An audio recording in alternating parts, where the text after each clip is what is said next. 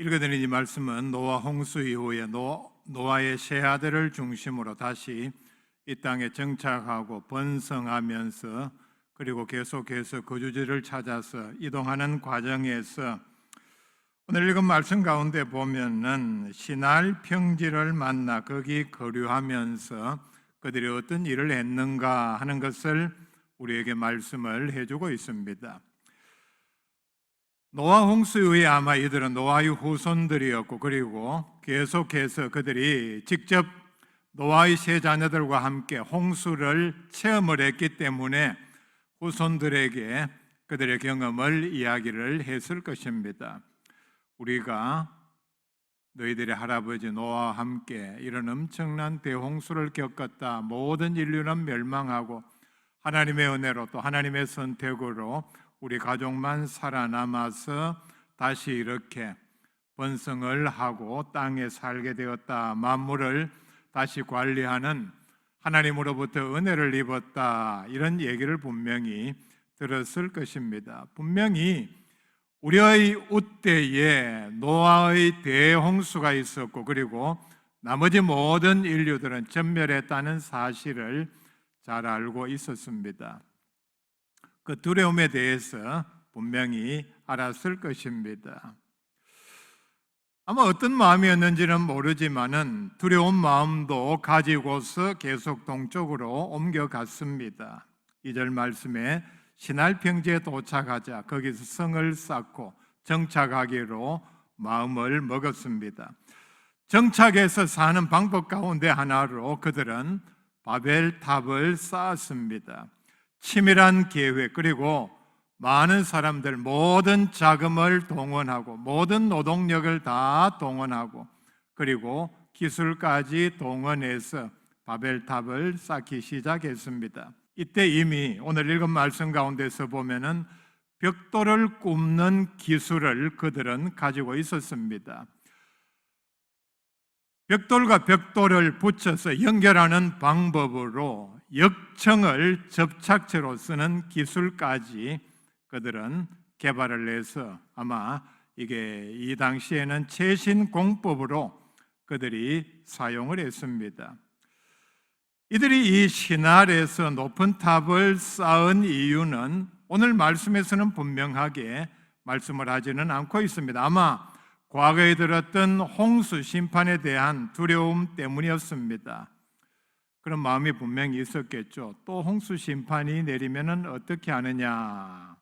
자, 그렇다면 우리가 대비를 해야 하는데, 우리가 단합하여 잘 대비하면은 과거에 우리가 들었던 그때의 그 대홍수 정도 그런 심판은 얼마든지 피할 수 있다는 생각이 그들 가운데, 사람들의 숫자가 많아지고 그리고 기술이 어느 정도 개발되고 자본이 형성되니까 이런 생각을 가졌던 것 같습니다.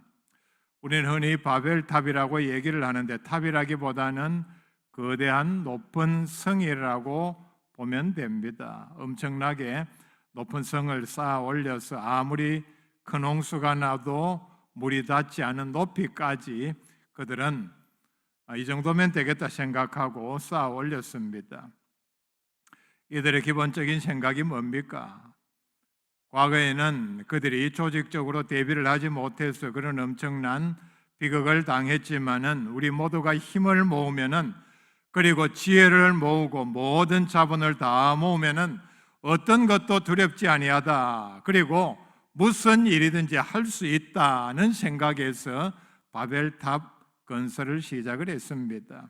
그런데 이렇게 거대한 계획을 가지고 시작한 공사가 갑자기 중단이 되었습니다. 그리고 모든 사람들이 뿔뿔이 흩어지는 사건이 일어났습니다.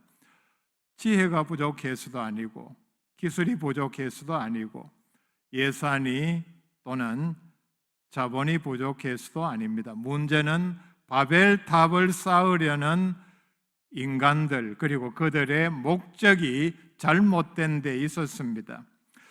이 사람들의 목적을 하나님께서 보시기에 매우 교만했고 그리고 가증스러웠습니다. 왜냐하면 대홍수 심판은 바로 그들의 조상들의 죄 때문에 내려진 심판이었습니다. 하나님께서 심판하시고자 하면은 물이 아니라 불 그리고 지진으로도 얼마든지 할 수 있습니다. 그들은 소문으로 들었을 때에 대홍수라는 물밖에 생각을 하지를 못했습니다. 물은 우리가 이렇게 하면 얼마든지 피할 수 있지. 그런데 그 근본 원인이 되는 죄에 대하여는 전혀 생각하지를 못했습니다. 그래서 성을 쌓는 것으로 하나님의 심판을 피하려고 하는 말도 되지 않는 하나님께서 보시기에 정말 가소로운 일을 도모하고 실행에 옮겼습니다. 바로 이게 손바닥으로 하늘을 가리는 격입니다. 바벨탑을 쌓은 사람들의 세 가지 잘못이 뭐냐? 4절 말씀에 보면은 분명하게 말씀을 하고 있습니다. 첫째는 하늘에 닿게 하며, 하늘에 닿게 하자. 닿게 한다 하는 이 말의 원어의 뜻은 하나님께 대항한다, 하나님께 맞선다는 뜻입니다. 그들의 조상들이 물심판을 받아서 멸망을 한 것은 바로 죄 때문입니다.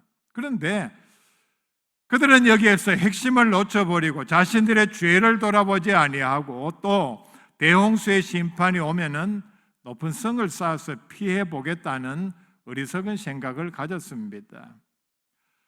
하나님에 대해서, 하나님의 심판에 대해서 맞설려는 생각을 그들이 가졌습니다. 닿게 한다는 말의 원어의 뜻에 하나님께 대항한다는 이 뜻에 그들의 악한 생각이 잘 드러나 있습니다. 그들의 악한 생각이 뭡니까? 아니, 제 아무리 하나님이라도 우리가 지혜를 모으고 힘을 모으면은 충분히 맞설 수 있다는 생각입니다. 이런 모든 생각이 사람의 숫자가 늘어나고 힘이 늘어나고 지식과 기술 그리고 재산이 늘어나자 일어난 일입니다. 우리가 힘을 합치면은 우리가 어느 정도 기술 개발을 했으니까 모든 힘을 한테 모으면은 하나님도 대적할 수 있다. 하나님도 두렵지 않다는 교만한 생각이 그들 마음에 일어난 것입니다. 여러분, 우리가 텔레비전을 통해서 아프리카의 초원의 야생동물 또 미국 서북 지역의 야생동물들을 보면은 아프리카의 경우에 하이에나라는 짐승이 있죠.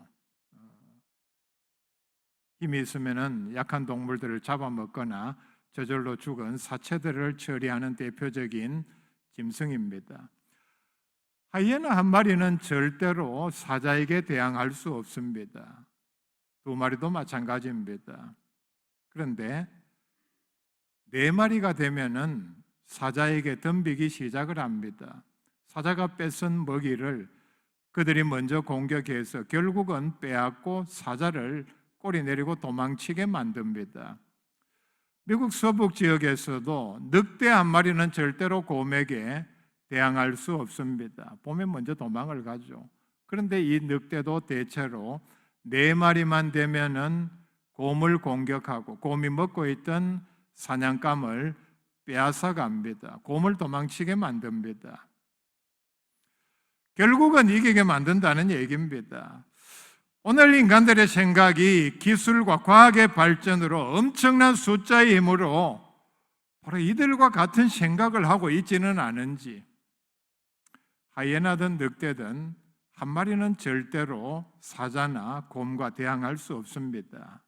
사람의 생각도 아마 이와 비슷한, 특별히 하나님을 인정하지 않는 사람들, 하나님을 대항하려고 하는 사람들에게 과거에 우리는 힘이 부족해서, 과학기술이 부족해서 하나님이 있다고 하면은 우리가 그런데 끌려갈 수밖에 없고 속수무책인데, 이제는 과거와 달리 사정이 달라졌다.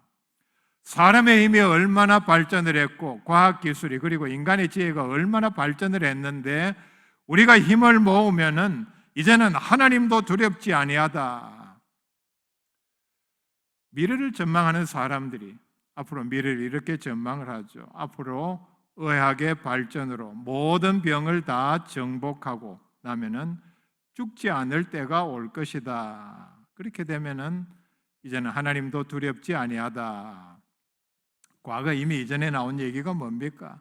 하나님은 없다. 분명히 우리가 알아야 합니다. 인간은 하나님의 피조물이요, 그리고 마지막에 하나님의 심판대 앞에 서야 합니다. 그렇기 때문에 우리는 하나님 앞에 겸손해야 합니다. 지금 우리가 당하고 있는 기후변화, 그리고 엄청난 오염은 바로 인간 지식 그리고 기술 때문에 그렇게 된 것입니다. 많은 미래학자들이 그리고 과학자들이 전망하는 가운데 이미 일어난 이 기후변화, 오염, 과연 인간이 아무리 많은 노력을 기울인다 할지라도 회복할 수 있을지 의문을 제기하고 있습니다. 두 번째, 이들의 잘못은 그 뒤에 나오는 우리의 이름을 내고, 직역을 하면은 우리 스스로를 위하여 이름을 새기고, 그들은 이렇게 말을 합니다. 바벨탑을 건축한 1차적인 목적은 하나님을 무시하고 자신의 이름을 드러내기 위함입니다.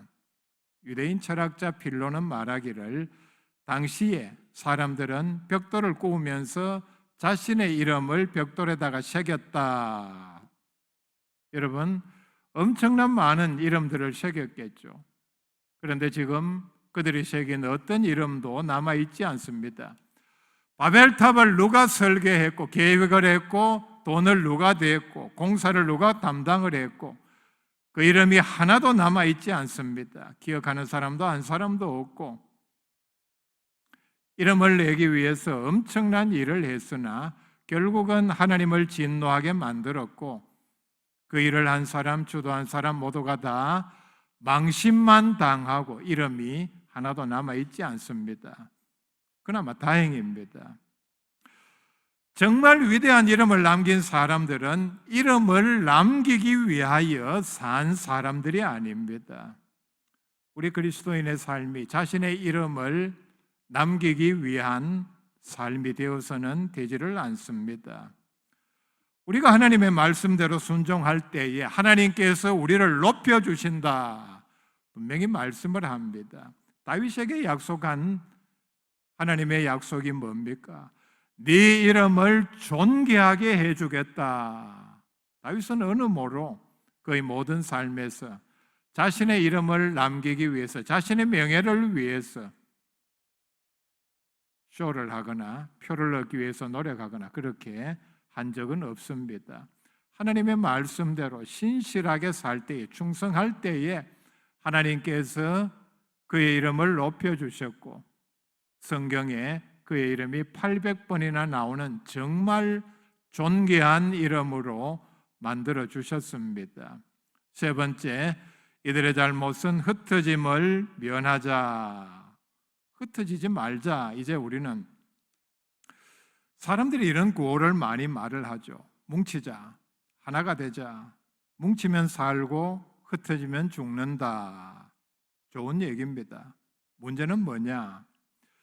이들의 도모는 불의한 일에, 하나님을 대적하는 일에 하나가 되기를 원했습니다. 우리가 하나가 되면은 하나님도 대적할 수 있고 하나님의 심판도 보기 좋게 피할 수 있다는 매우 교만한 생각을 가졌습니다. 오늘날 어떻습니까? 우리 사회에서 보면은 범죄 집단일수록, 악한 목적을 가진 집단일수록 단결력이 매우 강합니다. 그 강한 단결력에 단합하는 이유가 뭡니까? 그 목적이 바로 범죄하는 데 있습니다. 다시 우리가 자연의 얘기를 한번 들어보십시다. 포식자가 있습니다. 약한 짐승들을 잡아먹는 짐승이죠. 대표적으로 사자, 늑대, 아프리카의 들개들, 그리고 하이에나. 호랑이는 제가 예를 들지 않았습니다. 제가 예를 든 이런 짐승들은 떼를 지어서 목의 사이를 형성하면서 가족끼리 굉장히 끈끈한 유대관계를 가지고 생활을 하며 집단으로 사냥을 합니다. 엄청난 단결력을 가지고 있습니다. 반대로 잡아먹히는 동물들, 피식자라고 하죠. 아프리카에 때를 지어 있는 미국 서북 지역도 마찬가지입니다. 사슴, 고라니 종류, 그리고 엄청난 크기의 들소, 물소들. 근데 이런 피식자들의 특징이 뭡니까? 단결력이 약합니다.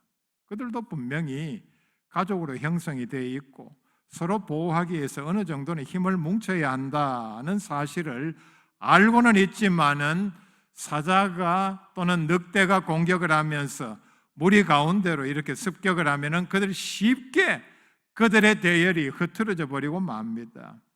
초기에는 그들이 서로 모여서 가운데 새끼를 두고 보호를 하고 또 이렇게 뿔을 앞세우고 뒷발질로 초기에 방어는 하지만 결정적인 순간에 그들은 위기가 왔다 하면은 모든 무리들이 흩어져서 살기 위해서 도망을 치고 맙니다.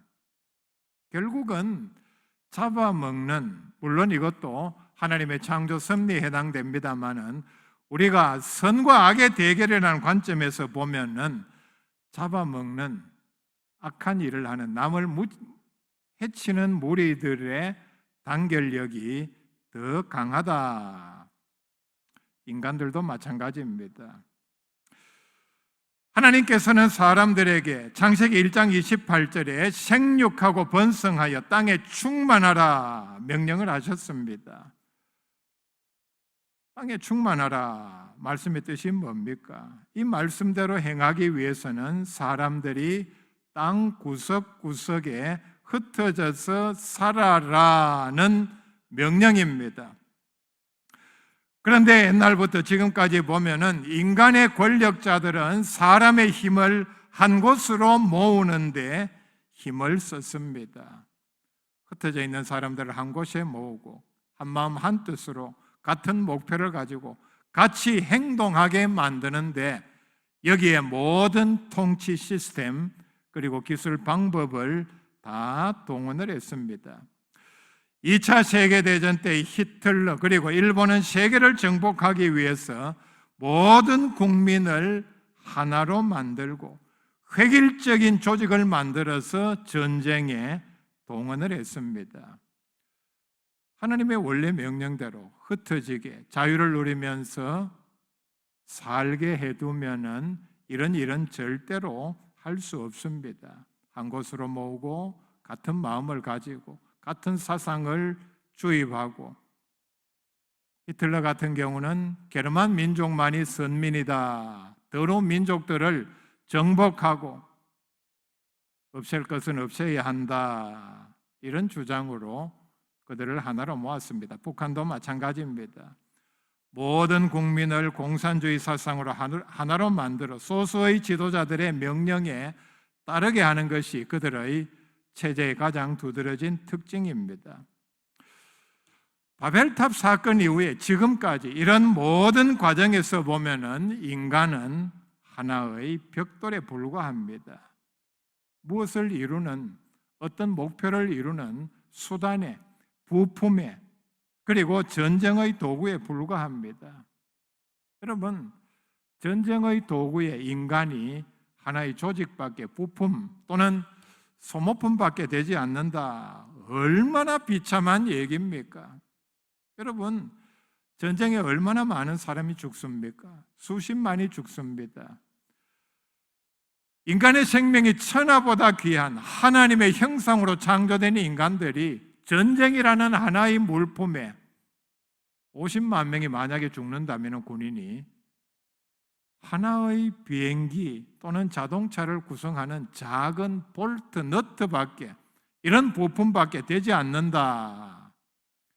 여러분, 이런 생각을 가진 지도자들의 계획이 얼마나 악하고 그리고 하나님의 창조 섭리의 선하신 목적에 인간을 만드신 목적에 정면으로 도전하는 엄청난 악한 계획입니다. 그들은 사람들을 이리 한테 모으고 지혜를 힘을 다 모아서 우리가 합치자 하는 계획이 바로 그 뒤에 이런 무서운 흉계가 숨어 있습니다. 이렇게 교만하고 악하고 어리석은 인간들은 하나님의 심판을 초래하게 되어 있습니다. 근데 오늘 읽은 말씀 가운데서 보면은 놀라운 사실은 하나님께서 직접 내려오셔서 바벨탑을 무너뜨린 것이 아닙니다. 매우 우리가 그 당시로 돌아가면은 상상도 할 수 없는 방법을 쓰셨습니다. 매우 특이한, 당한 사람들의 입장에서 보면은 매우 황당한 방법을 쓰셨습니다. 7절 말씀에 보면은 언어를 혼잡하게 하여 서로 알아듣지 못하게 해서 8절 말씀에 온 지면에 흩으셨다. 9절 말씀에 다시 온 지면에 흩으셨다. 하나님께서 온 지면에 그들을 흩으셨다는 말씀을 두 번이나 반복하고 있습니다. 원래 하나님의 뜻이 이러했고, 그리고 이렇게 사는 것이 하나님의 창조의 목적이라는 사실을 두 번이나 강조를 하고 있습니다. 이 사건은 비단 수천 년 전에 바벨탑을 쌓은 사람들만의 얘기는 절대로 아닙니다. 바로 현대인의 교만, 죄를 그리고 하나님을 대적하려는 생각을 그대로 보여줍니다. 어떤 사람은 돈의 바벨탑을 쌓습니다. 돈이 있으면 하나님 없이도 잘 살 수 있다는 생각이 바로 그들의 생각입니다. 돈을 버는데 하나님께서 금하신 방법으로 돈을 모읍니다. 모든 방법에서 하나님께서 진노하시고 그리고 인간들에게 엄청난 피해를 끼치는 방법으로 돈을 모읍니다. 사기를 치고 뇌물을 주고 이런 과정에서 감옥에 갇히기도 하고 부도가 나서 완전히 망하기도 합니다. 대표적인 돈의 바벨탑이죠. 돈이 있다고 그의 생명을 노후를 영혼까지 보장을 해줍니까? 절대로 그렇지 않습니다.